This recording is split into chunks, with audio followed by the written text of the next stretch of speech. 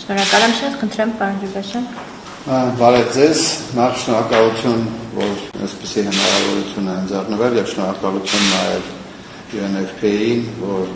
ներկայացրեց մեզ այս աշխատանքների մեջ եւ կառավարությանը,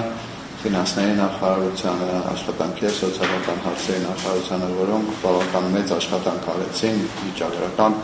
մեր կոմիտեն, որովհետև այս աշխատանքների մեջ չէր կարող արվել, եթե իրանց մասնակցությունը տվյալների հասանելիությունը չլիներ։ Այս աշխատանքը զարգացումն է այն աշխատանքի, որը մենք արեցինք 22 թվականներին, երբ որ առաջի անգամ Հայաստանում մշակվեց ազգային փոխանցումային հաշիվների մոդելը եւ հաշվետվությունը, եւ դա համար որ մեր ունկնդիրները որ մասնակցում է այստեղ երկրասի հետո հասկանան ինչի մասին է խոսքը, սկզբից երևի ազգային փոխանցումային հաշիվների մասին մի փոքր անդրադարձ կատարենք։ Ինչ է դա նշանակում։ Դա նշանակում է, որ մեր տնտեսության մեջ այն ազգային հաշիվները, որոնք իրենցից ներառում են մեր երկրում ստեղծված արդյունքը եւ ինչպես է արդյունքի օգտագործումը, դիսագրեգացվում են ըստ տարիքի եւ ըստ սեռի։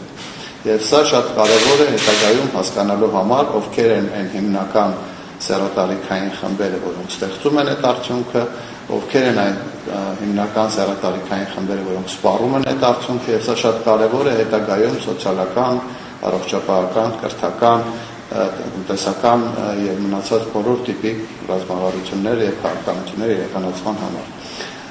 Ինչ է նշանակում այսօրվա ներկայացվող հետազոտությունը, ինքը արդեն դրա մեջ ներառում է այսպես կոչված ոչ մոնետիզացված արդյունքը,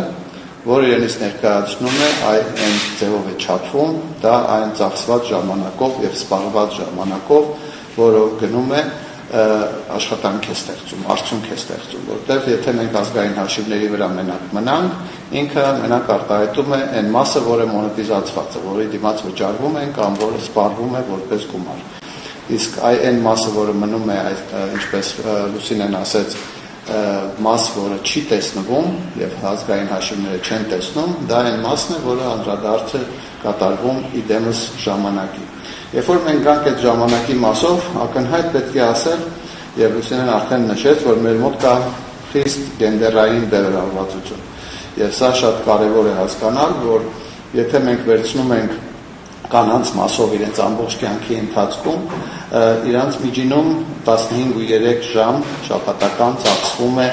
տան խնամքի վրա, տնային գործերի վրա եւ եւս 8-6 ժամ շաբաթական ծախսվում է խնամքի, ընդհանրապես խնամքի գործողությունների վրա։ Եթե համեմատենք տղամարդկանց հետ, իրականում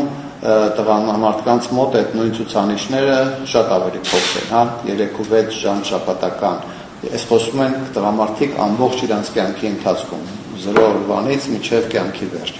ծախսում են միջինում 3-6 ժամ շաբաթական տան խնամքի վրա եւ 2-2 ժամ շաբաթական խնամք որպես այդպիսի։ Իրականում շատ կարեւոր է հասկանալ, որ մենք ունենք շատ մեծ բերվածություն եւ կան որոշակի տարիքային ժամանակահատվածներ, երբ որ այդ տարբերությունը շատ լուրջ խզվում է։ Մասնավորապես մեր կանանց մոտ չվճարվող աշխատանքի պիկը, մաքսիմում կետը հասնում է 30-ից 35 տարեկան ընթացքում, որտեղ այդ չվճարվող աշխատանքը, որը իր մեջ ներառում է տնային խնամքը, երեխաների խնամքը, մեծահասակների խնամքը, հասնում է մինչև 47-49 ժամ շաբաթական, կանայք միջինում այդ տարիքում 30-ից 35 տարեկան հասակում ծախսում են այդ չվճարվող աշխատանքի դիմաց։ Տղամարդկանց մոտ այդ նույն ժամանակահատվածում է էլի մաքսիմում կետը հասնում, այդ ցուցանիշը կազմում է 8-ից 11 ժամ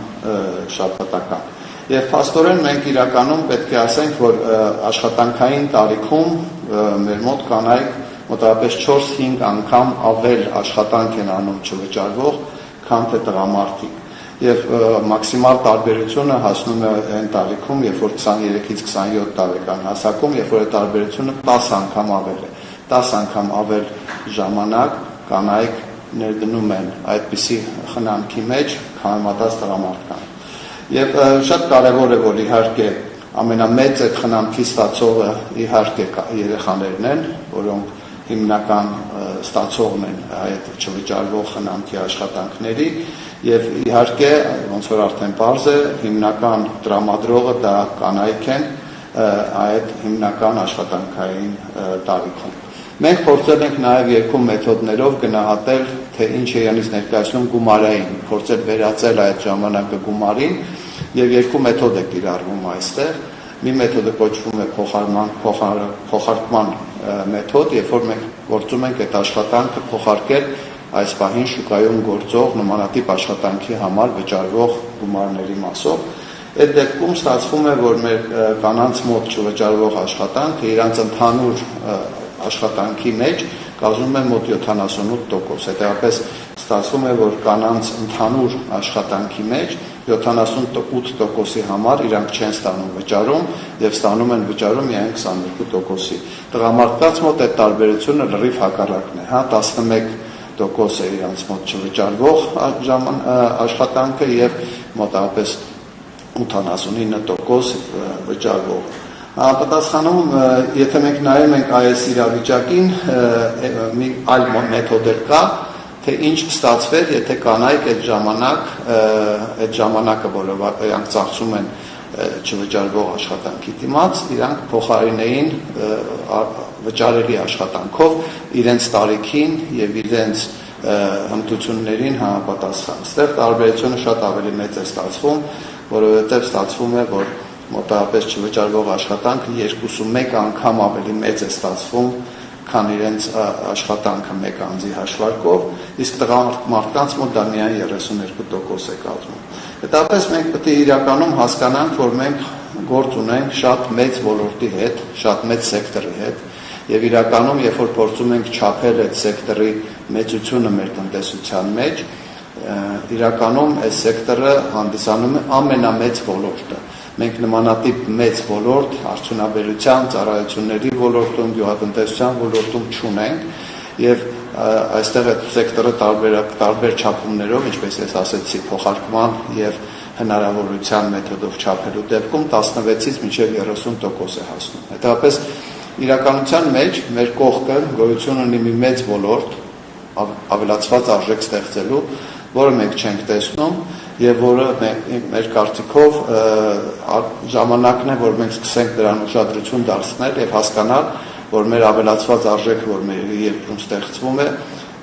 ամենամեծ մասը, որ ավելացված արժեքի ստեղծման մեջ մասնակցում է, դա այն չվճարվող աշխատանքն է, որը կատարվում է կանանց, հիմնականում կանանց եւ տղամարդկանց միջոցով։ Երևի այստեղ ես կանգնեմ, փորձեմ ակնկալել հարցեր հետաքրքիր, որոնք հնարավորություն կտան այլ ավելի բացել այս նյութը։ Եվ այս նյութը շատ ուրախ եմ նաև, որ լինելու է հրապարակված, երևի Լուսինեն դրա մասին խոսի, որովհետև կարծում եմ այստեղ շատ մարդիկ, քաղաքականություն մշակողները, մեր հասարակությունը գտնի բավական մեծ քանակով պատասխաններ եւ հարցեր, որոնք հետագա պետք է անդրադառնան։ Շնորհակալություն։